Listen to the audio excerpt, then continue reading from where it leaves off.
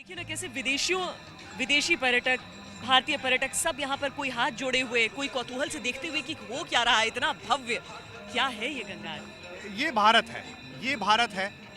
जो विदेश से आने वाले लोग हैं उनको ये समझ में नहीं आता है कि कोई नदी की इतनी उपासना कर सकता है। और आज जो ये विश्व में इकोसिस्टम के लिए चल रहा है, जो दुनिया की सारी चीज़ों की उपासना, ये भारत के प्राण में है। पहले मुझे बचपन में याद है, जैसे घर में एक छोटा सा जानवर होता है छिपकली, कितना गंदा सा लगता है, महिलाएं लड़कियां उससे बहुत डरती हैं।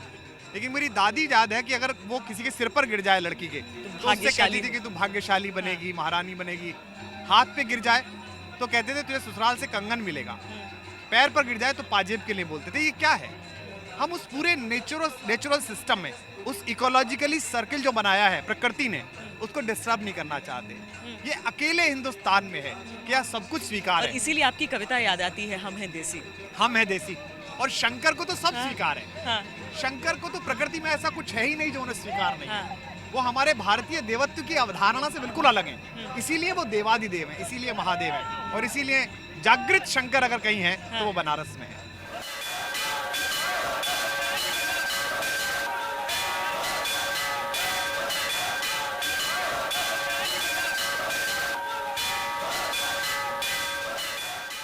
मैंने आपकी कविता इसीलिए कही कि आप उसकी चंद पंक्तियां भी यहाँ पर सुना दें। एशिया के हम परिंदे, आसमां है हद हमारी, जानते हैं चांद सूरज, जिद हमारी जद हमारी।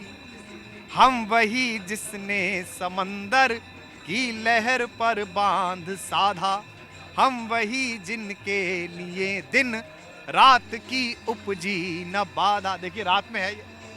हम की जो धरती को माता मान कर सम्मान देते, हम की जो चलने से पहले मंजिलें पहचान लेते, हम वही जो शून्य में भी शून्य रचते हैं निरंतर। मैं ये सोच पा रहा हूँ, ये रावण स्तोत्र, महापंडित रावण का लिखा हुआ है शंकर के स्तवन में।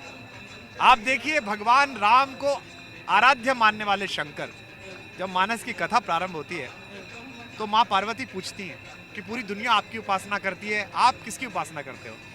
तो भगवान बताते हैं कि मैं किसकी उपासना करता हूँ। वहाँ बैठा हुआ जो सुन रहा है काकभूषणी, उसके माध्यम से मानस की कथा उतरी है। और जब भगवान राम गए हैं रामेश्वरम में और उन्हें दुनिया की सबसे बड़ी ताकत का मुकाबला करना है, तो वो रामेश्वरम में शिवलिंग की स्थापना करते हैं और वहाँ शंकर को पूजते हैं।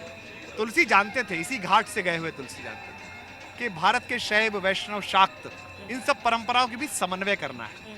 इसलिए शंकर से राम की पूजा कराई और राम से शंकर की पूजा कराई। बनारस ये सिखाता है कि अगर आप अलग अलग मतों में हैं, अलग अलग विभाजित हैं, तब भी एक दूसरे को स्वीकार कीजिए। मुझे लगता है इतना धार्मिक लोकतंत्र दुनिया में कहीं नहीं होगा जो बनारस ने सिखाया है।